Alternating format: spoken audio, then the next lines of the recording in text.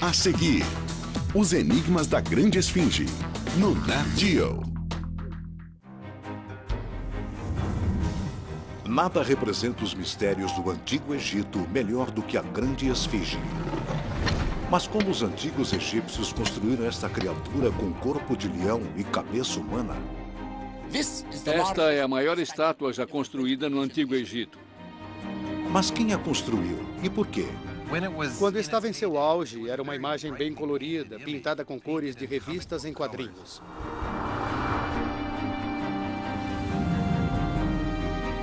Os mistérios da Esfinge têm intrigado todos os que já puseram os olhos nela, desde imperadores a presidentes. Agora, desvendar estes mistérios ganhou uma nova urgência. Depois de mais de 4.000 anos, com apenas as pirâmides como vizinhas, hoje a Esfinge está de frente a um restaurante de fast food. Trânsito, turismo e construções a estão destruindo. A Esfinge está quase no centro do Cairo. Trata-se de uma agressão urbana total. Antes que seja tarde demais, duas equipes de cientistas e construtores estão tentando cuidar dos antigos mistérios da Esfinge. Eles estão entrando no mundo do Antigo Egito. Um mundo de faraós e pirâmides. Deuses animais e múmias. Adoração ao sol e sacrifícios humanos.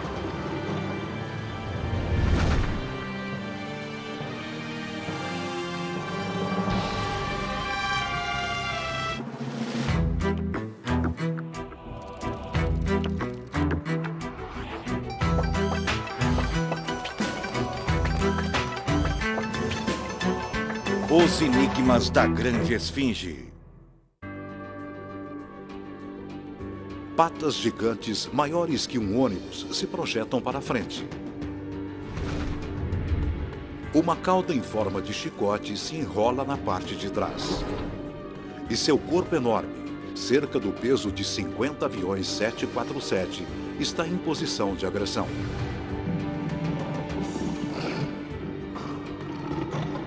Mas este leão tem uma cabeça humana do tamanho de uma casa. Esta é a Grande Esfinge. Com mais de 70 metros de comprimento, quase a extensão de um campo de futebol, e com mais de 20 metros de altura, a altura da Casa Branca, a Esfinge é a maior estátua em todo o Egito. Uma terra famosa por seus monumentos gigantes.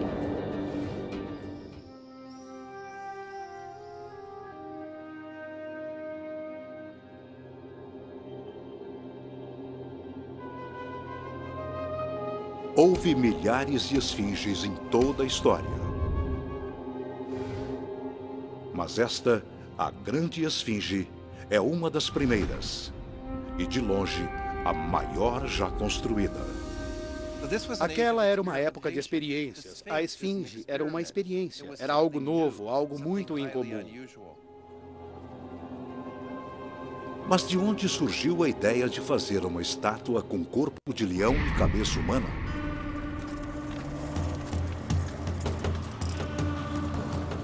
O arqueólogo Gunther Dreyer está vasculhando o deserto de Abydos, cerca de 400 quilômetros ao sul de Gizé e das pirâmides.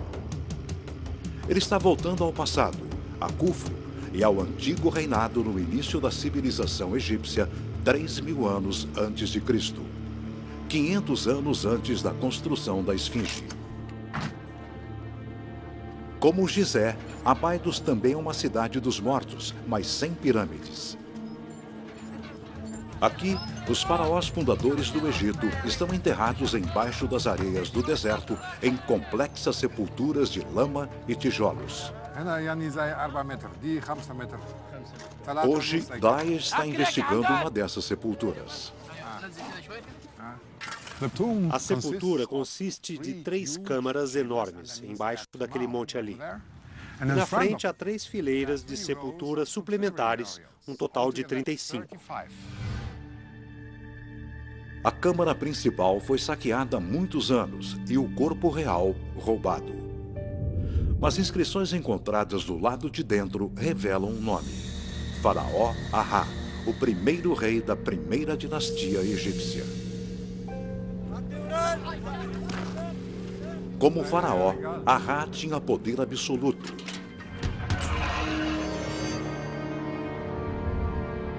A escavação em Abidos revela evidências de sacrifícios humanos. Os esqueletos de 35 adultos saudáveis, a maioria com menos de 20 anos de idade, todos são parte de um enterro em massa. Mesmo que em tempos remotos, esta não era uma idade para uma morte natural. Então podemos concluir que eles foram mortos para acompanhar o rei em sua vida após a morte, para servi-lo na eternidade. O faraó e todos os seus bens materiais são enterrados em uma das extremidades do complexo, seguidos pelas 35 vítimas do sacrifício humano em sepulturas menores. E na última sepultura ainda há mais ossos, mas não são humanos. Para identificação, eles foram comparados com esqueletos modernos. Descobrimos muitos ossos de animais, principalmente de leões. Foi uma grande surpresa. Vários leões morreram e foram enterrados junto com os adultos, evidência de que eles também foram sacrificados. Mas por que estes leões foram enterrados junto com o faraó? O rei identifica-se com o leão para mostrar seu poder, para expressar seu poder. As escavações de Dreyer revelam que os primeiros faraós do Egito tinham um poder enorme, suficiente para comandar um ritual de massacre de dezenas de pessoas. E os sacrifícios com leões forneceram as primeiras pistas para o significado da forma da esfinge. Leões simbolizam o poder do faraó.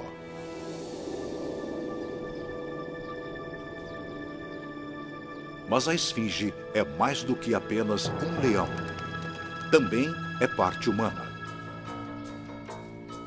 Os antigos egípcios representavam seus deuses como parte animal, parte humana. Mas geralmente esses deuses têm cabeça de animal e corpo de gente. A esfinge é exatamente o oposto. Quando você põe uma cabeça humana num corpo de leão, você tem a força e o poder do leão. E você tem a cabeça humana, que é um símbolo de inteligência e controle. Então a imagem obtida é de poder sob controle. Mas poder e controle de quem? A cabeça humana está, na verdade, usando um tipo de lenço chamado nemes. É um ornamento para a cabeça que somente os faraós usavam. Então a esfinge é tanto um deus quanto um faraó. E quando se tratava de simbolizar o poder do faraó, quanto maior, melhor. Nos 500 anos seguintes, as sepulturas dos faraós foram ficando cada vez maiores. De câmaras mortuárias no subsolo, a simples sepulturas na superfície e de pirâmides com degraus até as grandes pirâmides de Gizé. Mas enquanto a forma e o tamanho das sepulturas reais evoluíam devagar, a grande esfinge não tinha precedentes. Foi a primeira vez na história do Egito que eles criaram uma escultura nessa escala.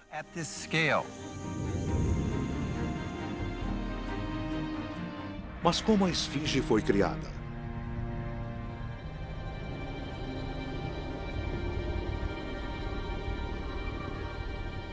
Olhando para as patas dela, parecem ter sido construídas com milhares de blocos.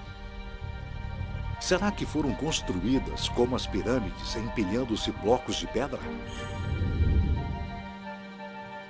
Uma olhada mais de perto revela que a parte superior do corpo e a cabeça foram entalhadas em uma enorme rocha. Isso significaria que foi entalhada com o Monte Rushmore? A pista está na pedra da esfinge e nas rochas ao redor dela.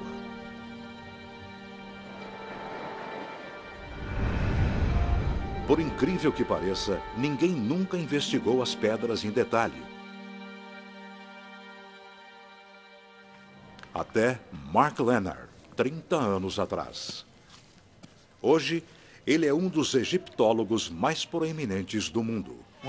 Da primeira vez que eu vim ao Egito, os melhores mapas que existiam da Esfinge eram simplesmente um esboço. Para alguém que estivesse investigando como a Esfinge foi construída, os desenhos existentes eram tão úteis como se a pessoa estivesse tentando construir um arranha-céu de 50 andares usando apenas as imagens de satélite de seu teto. Era o tanto que se conhecia sobre a Esfinge. Para desvendar seus segredos, alguém precisava dar uma olhada muito mais detalhada. Voltaremos a seguir com Os Enigmas da Grande Esfinge, no Nat Geo. Eu passei 5 anos aqui mapeando cada pedra em seu tamanho normal. Era este meu ofício. Eu descansava aqui, comia sanduíches aqui e uma xícara de café. O mapeamento de Lennar lhe deu um conhecimento íntimo da Esfinge, de sua pedra e do Planalto de Gizé.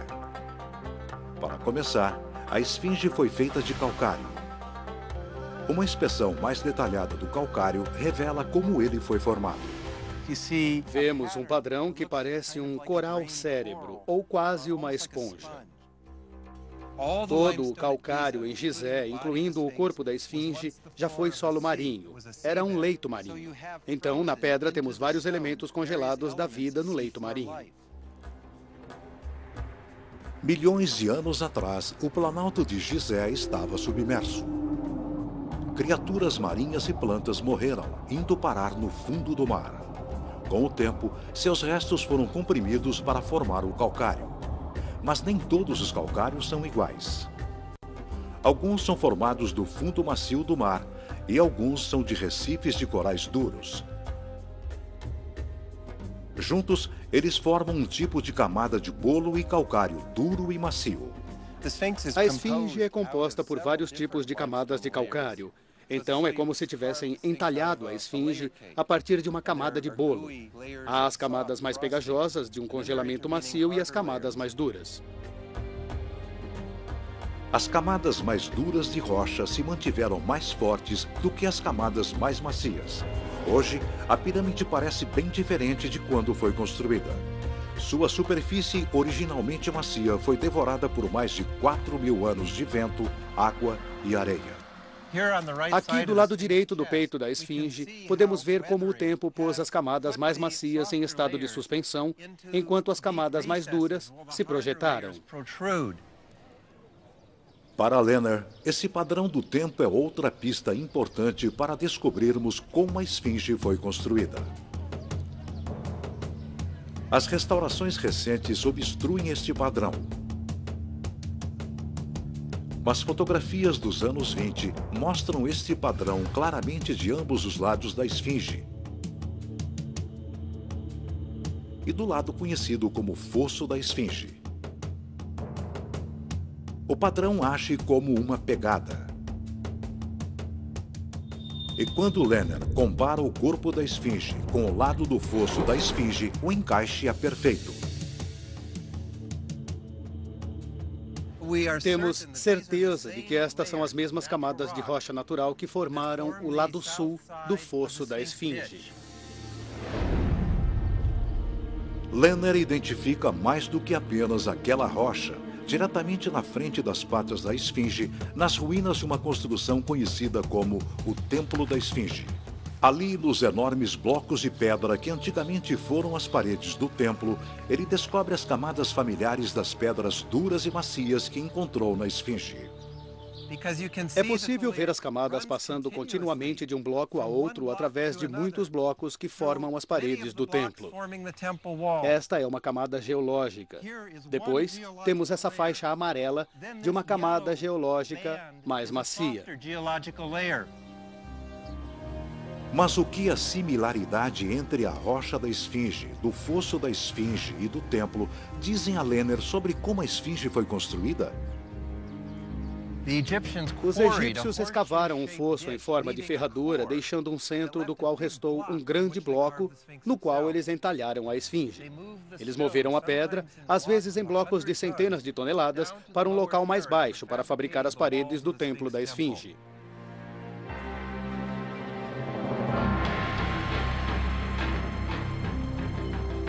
Então, o ponto de partida da esfinge deve ter sido uma rocha enorme, projetando-se da superfície do Planalto de Gizé. Trabalhadores cortaram uma trincheira ao redor dele, retirando a pedra do poço em grandes blocos. Eles arrastaram os blocos de pedra para construir o templo da esfinge ali perto. Depois, os escultores entalharam a rocha gigante que sobrou no centro, na forma da esfinge.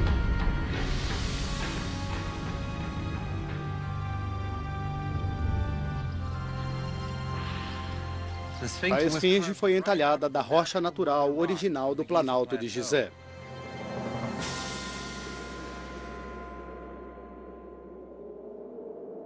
Mas saber que foi entalhada diretamente da terra é apenas metade do mistério. A pergunta é, como eles fizeram isso? A resposta virá do outro lado do mundo. Oi, Rick. Nova Inglaterra no outono não tem nada a ver com o Egito no deserto. Mark Lehner veio falar com Rick Brown, um especialista em ferramentas antigas. Com base em ferramentas de cobre verdadeiras encontradas em Gizé e no local da sepultura, e com desenhos mostrando cortadores de pedra no trabalho, Brown juntou tudo o que o antigo egípcio precisaria para entalhar a grande esfinge.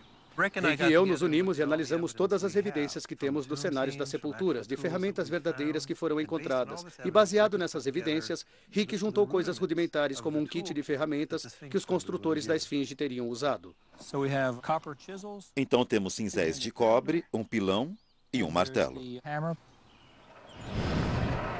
Para realmente entender o desafio de usar essas ferramentas para entalhar, Lehner e Brown começam produzindo-as, começando com um cinzel de cobre. Até mais um pouco agora. Só precisamos de um bom aquecimento. Bem antes da invenção do bronze ou do ferro mais duros, os escultores da esfinge tiveram que trabalhar com o cobre mais macio.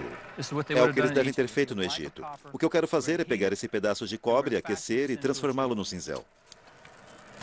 O puro cobre começa como um metal cinzento e, à medida que esquenta, fica vermelho. Você quer que esse cobre fique vermelho? Isso, quero exatamente isso. Estamos prontos. Já parece bom. O que você acha? Já está vermelho.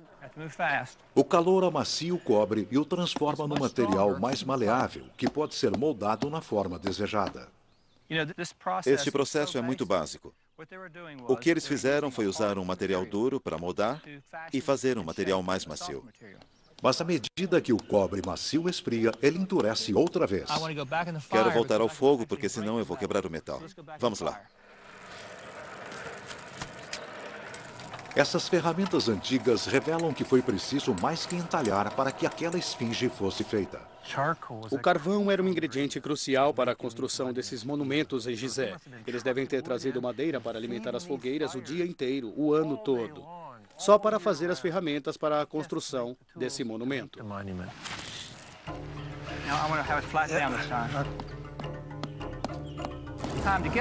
O ciclo de aquecimento e moldagem era repetido continuamente até que o formato fosse o correto. Quero que fique reto ao longo do eixo desse jeito, porque se ele virar, isso significa que ele não vai durar muito.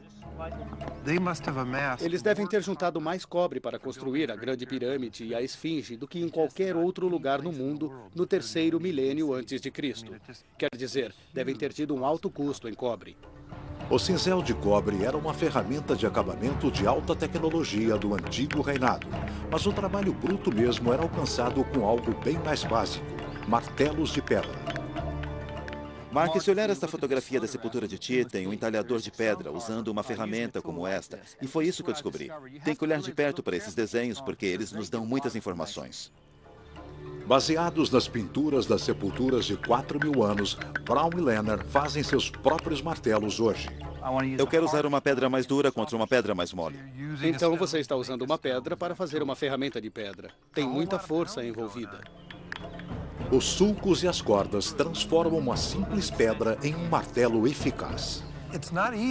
Não é fácil, mas como eu digo, eles provavelmente fizeram isso tão depressa quanto amarrar um sapato. O importante nisso é que essa ferramenta dá muito mais ação.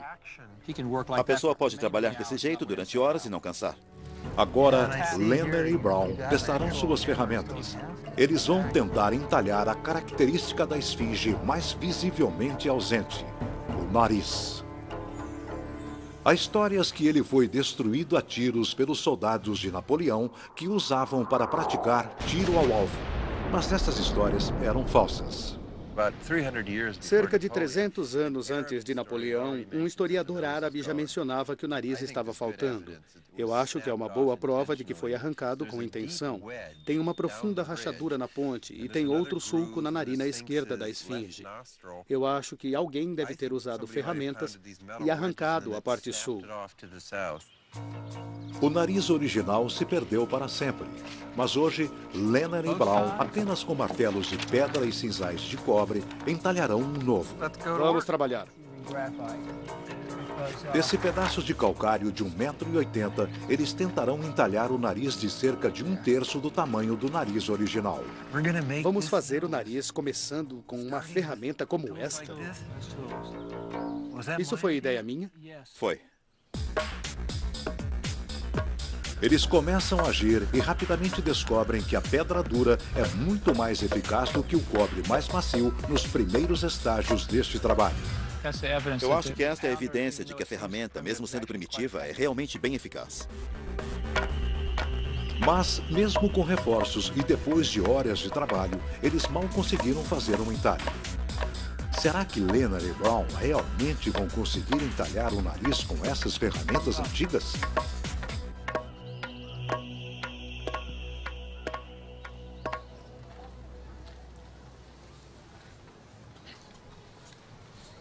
Zahi Hawass, secretário-geral do Conselho Supremo de Antiguidades do Egito, é o guardião oficial da esfinge. Ele analisou esse felino colossal da cabeça aos pés à procura de pistas para saber como ele foi construído.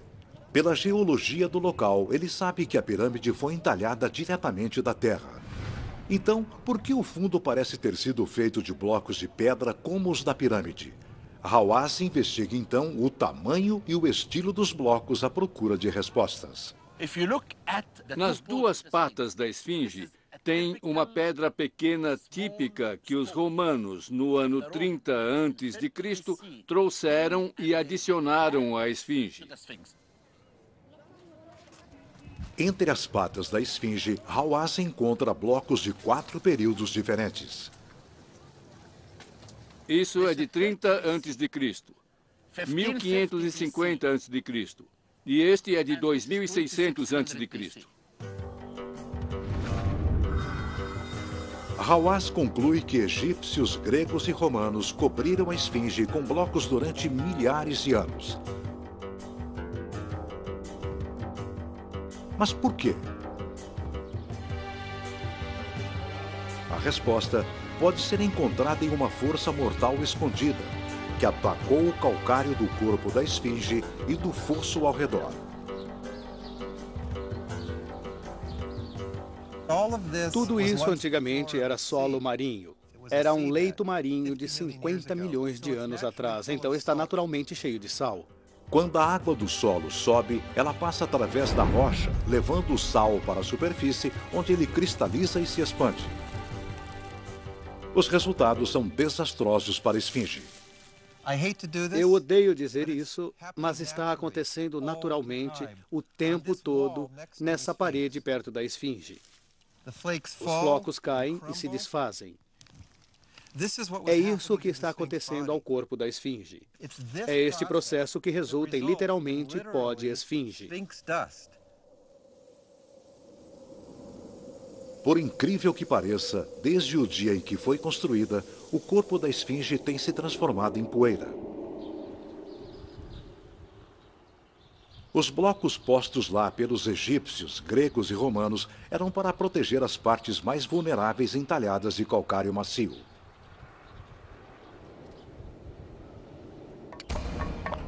Depois de dias de trabalho, seus cinzéis de cobre e ferramentas de cobre mal fizeram uma marca. A menos que Brown e sua equipe recorram a usar alguns atalhos, nesse passo é improvável que eles consigam entalhar o nariz dessa rocha tão já. Brown e sua equipe precisam usar alguns outros meios para fazer seu trabalho.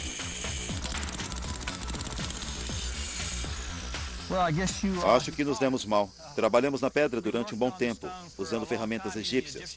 Mas depois, decidimos que usaríamos ferramentas modernas, bem mais rápidas. Embora as ferramentas modernas sejam bem mais rápidas do que as antigas, por incrível que pareça, o processo básico de entalhe não mudou muito desde a antiguidade. Os egípcios faziam estes canais paralelos. E depois voltavam com um cinzel achatado e explodiam todo o material que ficava no meio. Mas enquanto o cinzel pneumático de Brown é muito eficaz, entalhando 2.000 golpes por minuto, o cinzel de cobre que os antigos egípcios usaram durava apenas algumas dezenas de golpes. Pode ver que depois de eu ter entalhado apenas cerca de 10 centímetros, minha ferramenta está quase inútil. Cada vez que eu a uso, ela fica cega. E aí temos que reaquecê-la.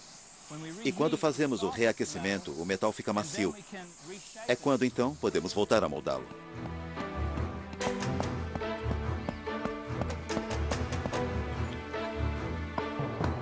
Brown está desgastando ferramentas a uma taxa extraordinária. Ele move então sua forja mais próxima do local em que está entalhando. Trouxemos nossa forja mais perto da pedra, porque estamos desgastando os cinzéis de cobre muito depressa. Isso nos dará a oportunidade de usá-los ainda cegos, depois afiá-los e voltar ao trabalho. E isso foi o que provavelmente eles fizeram no Egito Antigo. Brown está descobrindo que é preciso muito tempo e um grande número de ferramentas de cobre e que sua pedra mostra poucas evidências de progresso. É difícil imaginar que este pedaço de pedra será um dia um nariz, mesmo com um terço do tamanho do nariz original da esfinge.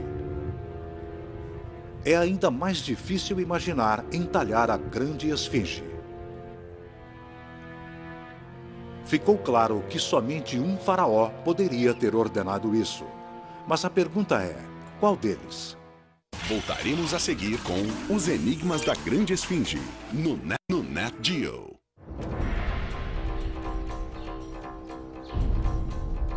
A localização da esfinge indubitavelmente a liga às pirâmides. Quem quer que as tenha construído, construiu a esfinge também. O problema é que a esfinge parece estar bem entre as duas pirâmides, construídas por diferentes faraós. A primeira e maior pirâmide foi construída pelo faraó Khufu, que reinou por volta de 2500 a.C. Seu filho Khafre construiu a segunda pirâmide, pouco menor. Rainer Stadelmann, um egiptólogo proeminente, acredita que a cabeça da esfinge represente o faraó que a construiu. Ele comparou então a face da esfinge à face dos faraós na esperança de revelar sua verdadeira identidade. E se voltou à única descrição de Khufu já encontrada, uma pequena estatueta de marfim. Esta peça é algo de extraordinário e estou muito feliz que possamos abri-la. Ela não sai de seu lar de vidro no Museu do Cairo há 30 anos. Eu achei que não iríamos ter permissão para fazer isso. Essa estátua é uma verdadeira obra de arte.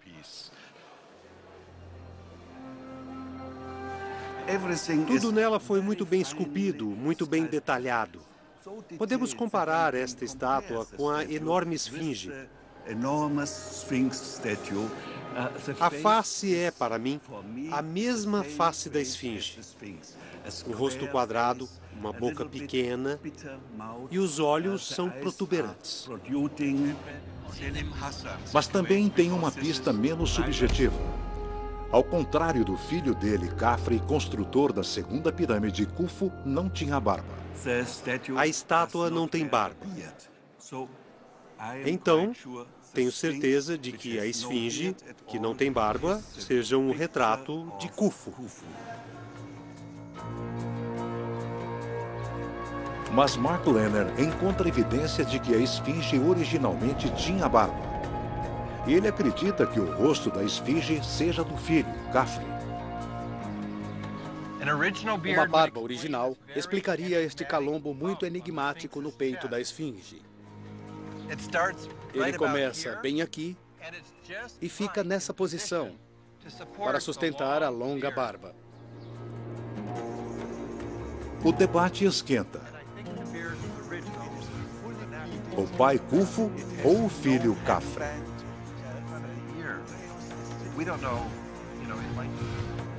A crise da identidade da esfinge não pode ser resolvida apenas pelas características faciais.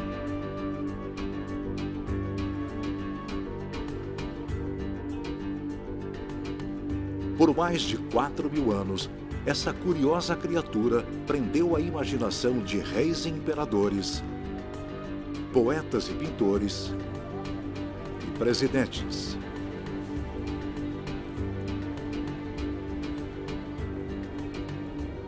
Hoje, a esfinge é o rosto do Egito e um ícone de seus antigos mistérios. Mas o que ela significava para os antigos egípcios? O antigo reino cai e o planalto de Gizé se torna um cemitério abandonado. A esfinge e as pirâmides são negligenciadas. Quase 1000 anos se passam e o poder dos faraós emerge novamente em um período chamado de Novo Reinado, que começou em cerca de 1500 a.C. Mas séculos da ação do vento e da água erodiram o frágil corpo da esfinge, e as areias do deserto engoliram-na até a altura do pescoço.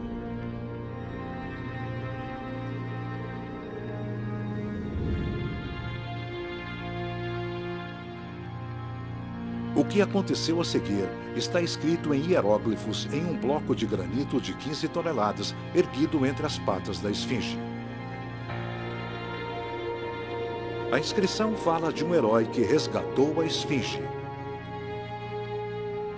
O jovem príncipe limpa as areias e a esfinge o recompensa, tornando-o rei.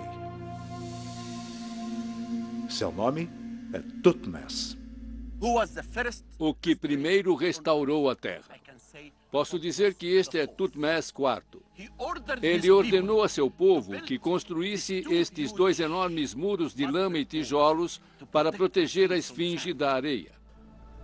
Oposto à coxa esquerda da esfinge e acima do fosso dela, há traços de um muro feito de lama e tijolos.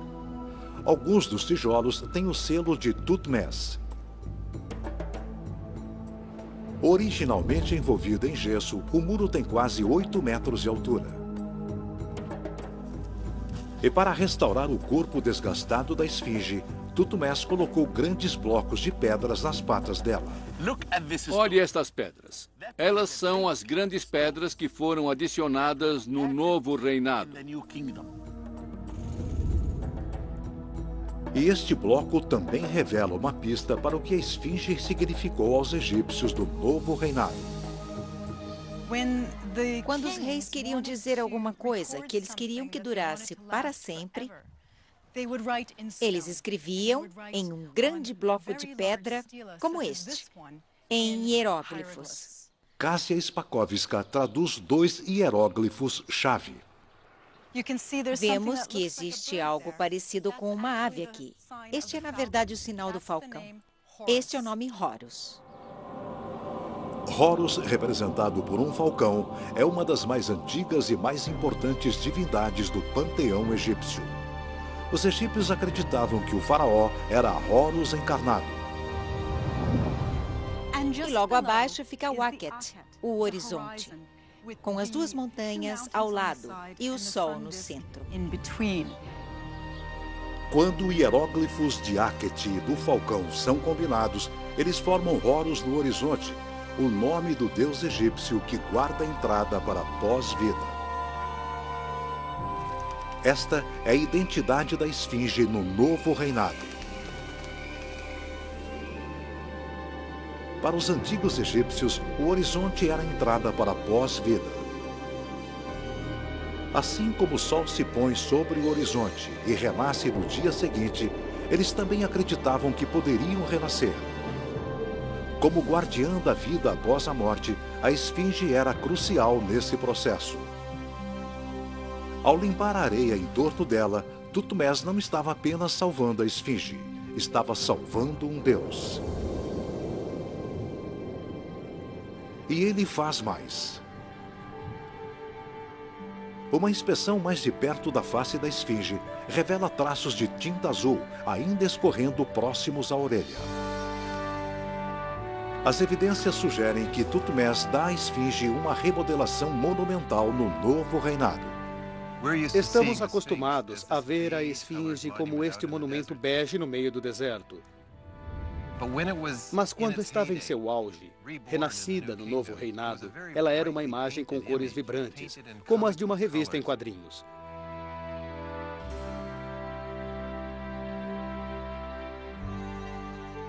A face provavelmente era vermelha. É possível também que o pano sobre a cabeça fosse amarelo e azul.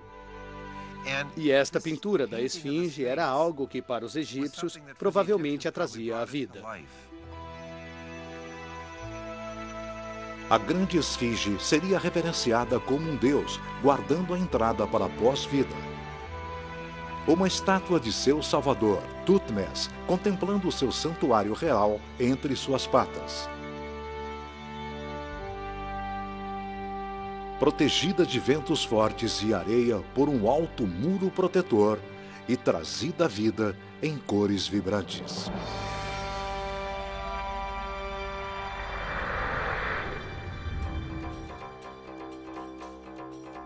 Mas o novo reinado, cujo governante foi Tutmés, aconteceu mais de 1000 anos depois da construção da esfinge. Para ele, a esfinge e quem quer que a tenha feito já estavam na história antiga. Então, o que a esfinge significa para seu construtor original, seja ele o pai do faraó Khufu ou seu filho Khafre?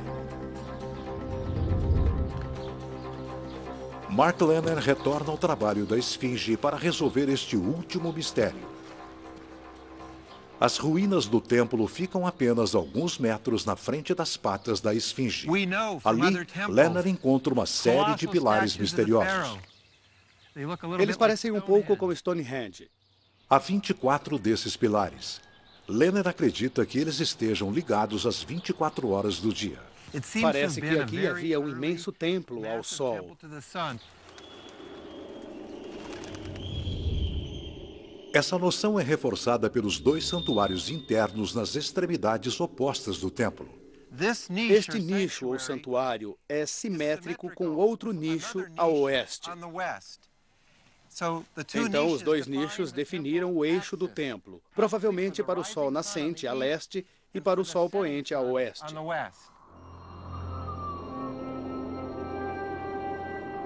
Durante o equinócio da primavera e do outono, nos 2 dias do ano, quando dia e noite estão em perfeito equilíbrio, o Sol forma uma linha entre os santuários leste e oeste do templo. À medida que o Sol continua seu caminho em direção ao horizonte, ele passa por cima dos ombros da esfinge e além, a uma das grandes pirâmides.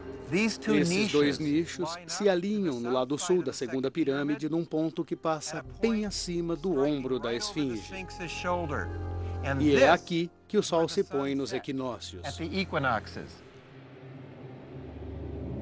Quando se põe nessas 2 épocas especiais do ano, o sol se conecta ao templo da esfinge e à pirâmide de Khafre.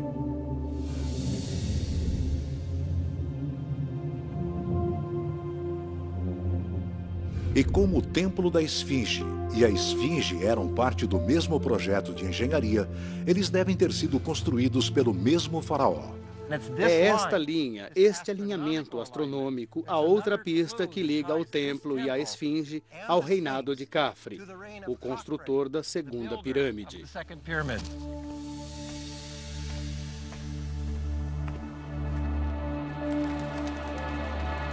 O Sol também teve um papel central na religião do antigo reinado.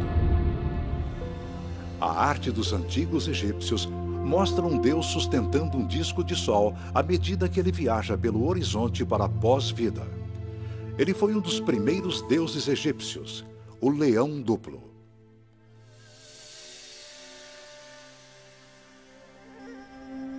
Depois de adicionada esta evidência, o significado original e a identidade da esfinge se tornam claros. Para seus construtores no antigo reinado, a esfinge como leão era o símbolo do rei. Como leão, a esfinge também era um deus, guardião do horizonte, a entrada para a pós-vida.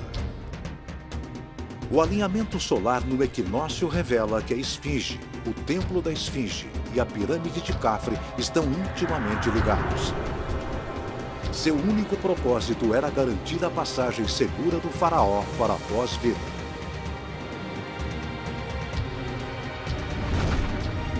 É a face de Khafre que adorna a esfinge, que protegeu o rei mumificado e viajou em direção à pirâmide seguindo o caminho do sol sobre o horizonte.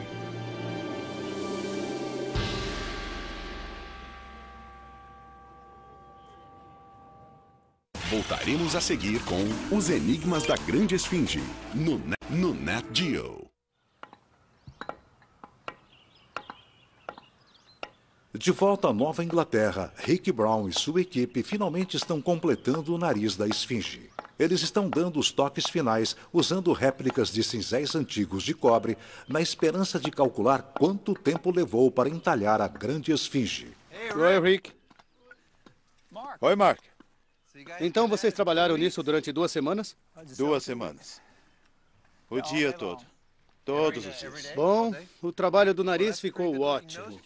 Eu gostaria de saber quanto tempo, quantas horas no total vocês levaram para fazer o trabalho, porque isso nos dará uma ideia de quanto tempo foi preciso para entalhar a grande esfinge. Embora Brown às vezes tenha recorrido a ferramentas modernas para dar mais velocidade à obra, ele também trabalhou muito para descobrir quanto tempo teria levado para terminar a esfinge usando apenas ferramentas antigas. Calculamos que conseguimos dar 200 toques em 5 minutos. E assim por diante. E fizemos isso durante 8 horas num dia. Medindo a quantidade de pedra esculpida, ele consegue calcular quanto de pedra um trabalhador poderia ter removido. Uma pessoa levaria 40 horas para remover meio metro cúbico de pedra. Com base no desenho de Lenner, eles calcularam quanto de pedra foi removido das laterais da esfinge. Vocês removeram esses 2 grandes blocos? Daqui serão necessários muitos cálculos para descobrir quanto tempo levou para se esculpir a esfinge toda. Podemos usar isso. Você acredita que pode ser 1 milhão? Deu 1 milhão? Cerca de 1 milhão de horas. 1 milhão de horas para entalhar a grande esfinge? Isso é impressionante. Se dividirem 1 milhão de horas por 100 pessoas, terão um cálculo aproximado. Teriam sido necessários 100 trabalhadores e 3 anos para entalhar a esfinge. 100 trabalhadores e 3 anos? Mas entalhando o nariz menor, Brown e Lenner descobriram que mais de 100 pessoas durante 3 anos é apenas uma parte desse grande projeto. Para a construção da grande esfinge, deve ter havido um enorme exército de pessoas cortando madeira para alimentar as fogueiras e forjas, fazendo ferramentas, afiando ferramentas, levando-as de um lado a outro e esculpindo a grande rocha que se tornaria a esfinge. As pessoas eram poder no Antigo Egito. Foi assim que as pirâmides foram construídas. Foi assim que a esfinge foi construída. Essa força usada para construir a esfinge e as pirâmides fez muito mais do que criar os monumentos que ainda admiramos. Dirigir todos os recursos humanos e naturais para criar esse complexo monumental em Gizé deve ter tido um efeito enorme no Egito e em sua economia. As pirâmides e a esfinge tanto construíram o Egito como o Egito as construiu. Construir as pirâmides e a esfinge, na verdade, foi o que fez o Egito ser o que é. E foi bom saber que as pistas para resolver este mistério da esfinge estavam bem aparentes. O registro estava na geologia, estava no registro arqueológico, estava nas mudanças que os antigos egípcios fizeram na paisagem para construir coisas como a esfinge. Animal, humano e Deus entalhados da terra, inspirando a imaginação das pessoas durante os tempos. A grande esfinge conseguiu atingir os sonhos de seus criadores. A vida eterna.